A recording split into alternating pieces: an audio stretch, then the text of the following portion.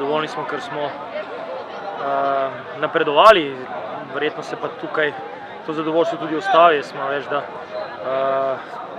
bomo brez izgovora, kar se te učinkovitosti tiče, ker dejansko moramo to imeti na bistveno višji ravni. Ok, dinamika v prvem polčasu, situacij, ki smo si jih pripravili, ne glede na raven nasprotnika, je bilo interesantno.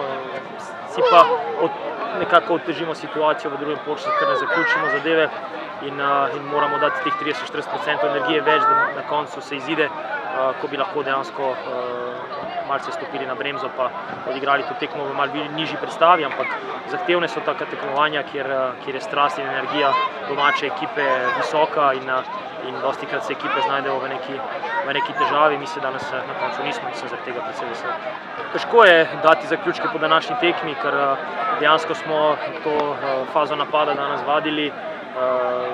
Z tega vidika, saj v pripravi situacij smo bili dosti interesantni, je pa to mnogo segmentov, katere moramo v nedeljo popraviti oziroma biti na bistveno višji ravni, kajti nasprotnik bo seveda bolj kvaliteten, ampak počasi se privajamo en na drugega in veseli me energija in ambicije, ki jih igralci prikazujejo, ampak standardi za našo ekipo morajo biti bistveno višji, kot so bili danes.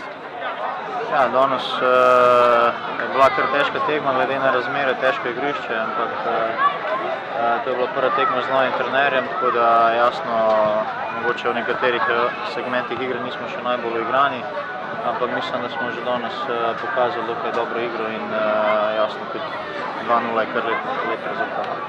Če zmaga ekipa, sem vedno zadovoljen, vedno je lahko boljši, ampak mislim, da smo vsi danes igrali kolektivno, da smo bili agresivni, to tudi jasno potem tudi posameznikov veliko lažje.